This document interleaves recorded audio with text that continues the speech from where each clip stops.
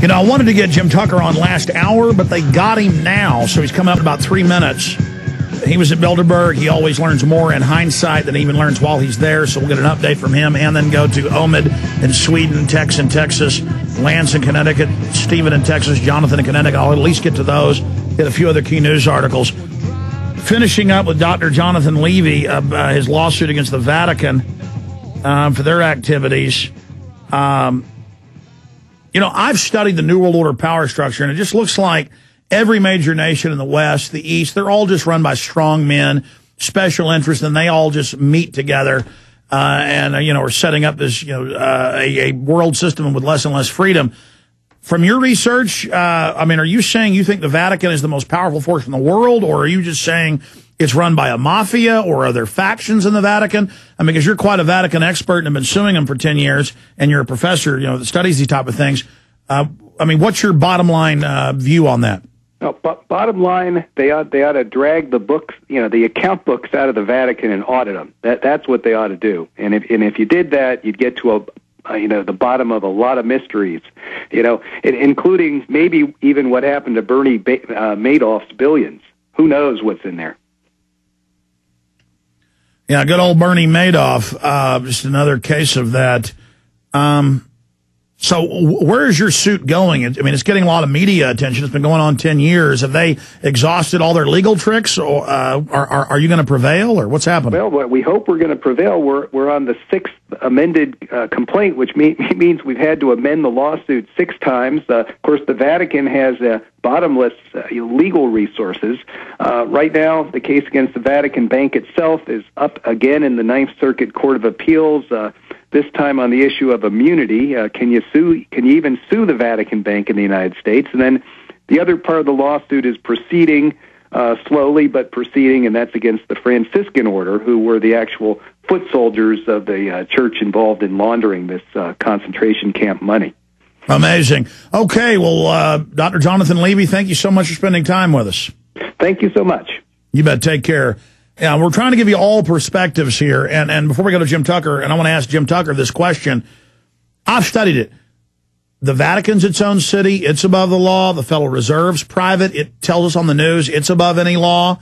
We're now told the bankers are above the law with the banker bailout. The District of Columbia says they have immunity or are above the law and are an incorporation. There's all these, the Cayman Islands say they're above the law.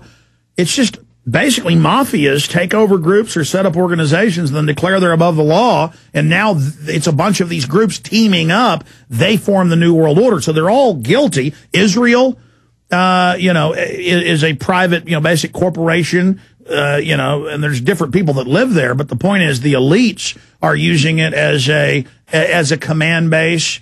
I mean, it's the same story over and over again. Let's go to Jim Tucker. Jim, good to have you on with us. Always a pleasure. Hey, you just heard the point I was making. What's your take on what's at the top of the New World Order? I mean, I see it as a bunch of pyramids that kind of nest inside each other like Russian dolls, or it all nexuses in. The head of the CFR is also one of the heads of the Bilderberg Group. The heads of the Bilderberg Group are the heads of the Club of Rome. And it's just all interconnected. Yes, it is. Bilderberg, Trilateral Commission, and of course, as we've said so many times, the Council on Foreign Relations has a clique at the top. They have 3,000 to 4,000 members. The clique at the top will handle the Bilderberg propaganda, and what we talk about today will be forthcoming in the months ahead as white papers issued by the CFR advocating those very points. That's right. Every time you have your inside sources, you put out what they said, and then we see the white papers, word for word, what Tucker says come out. No source like Tucker out there. Okay, in hindsight, what was this year's Bilderberg like? What key intel did you get that you didn't relay to us last week? Where is the world going? Are things going well for Bilderberg, Jim Tucker? Things are not going well for Bilderberg. The patriotic Americans and the patriotic nationalists from Europe are blocking Bilderberg very effectively. But that does not mean we can let our guard up, because they're still bent on a world government. They're still working as grim-faced as they are toward a world government.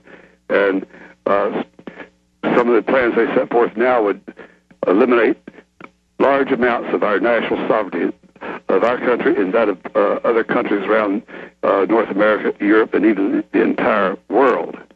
Now, this year, as we discussed before, big on the agenda was how to exploit the current economic meltdown and the alleged swine flu pandemic in order to create a global Department of Treasury, a global Department of Health.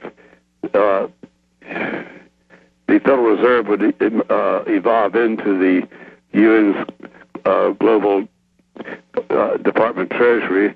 The World Health Organization would evolve into the United Nations as the Department of Health. Obviously, that would surrender great gobs of sovereignty. So Carl Bildt, the longtime luminary, Bilderberg luminary, also luminary on the Trilateral Commission, and former Prime Minister of Sweden, now Minister for Foreign Affairs, he delivered a major speech in arguing exactly for that. He said the world economic meltdown is, quote, once a generation crisis, while global warming is once a millennium challenge. We are at a crucial time, he told, Bildt said.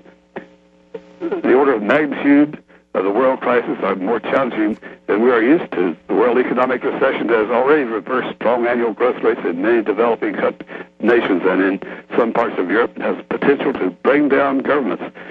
When we hit bottom, we can't be sure where we'll bounce back up, says Bilderberg says. Bildt tells Bilderberg, this is an urgent economic crisis unlike anything we have dealt with in living memory. So, Jim Tucker, you're giving us actual transcript from your sources inside? No, what I'm giving you is quotes given to me by sources inside. Yeah, no, I understand. But you're giving us... It's not a typed transcript. It's my handwritten notes. Okay, it's bullet points.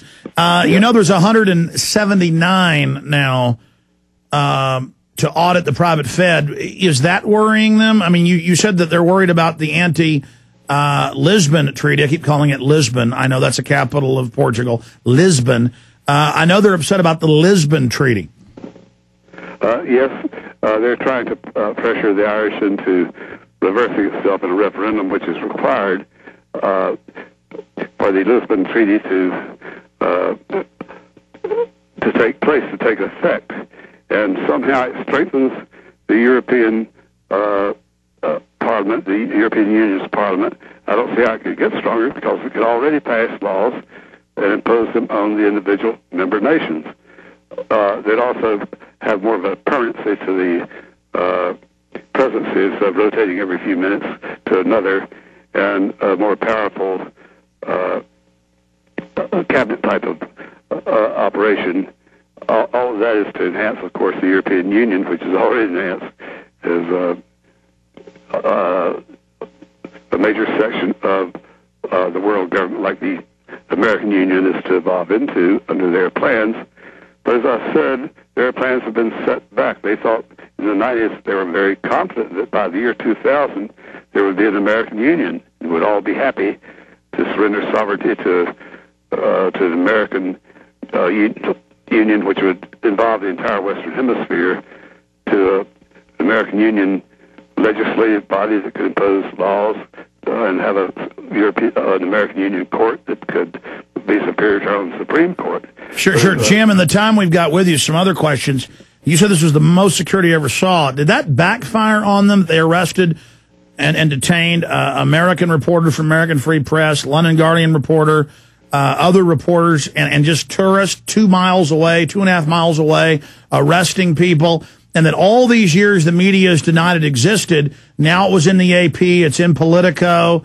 It's in even some major U.S. papers. It was in British papers. I mean, the mere fact that they keep trying to be so secretive, it looks like all those years of denial is now backfiring on them, and that their heavy hand is backfiring. Yes, it is.